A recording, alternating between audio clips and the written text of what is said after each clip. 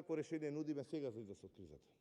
Кај граѓаните ради популизам можеби на прв момент нема да се осети. Кризата ќе заврши со април, завршува грејната сезона, ќе се подобрат временските услови, но сметките ќе останат. Тоа е првата ствар. И втората работа е во однос на фирмите и стопанството. Таму ги зголемуваме двојно и јавните институции. Двојно ги зголемуваме и тоа ќе има континуитет.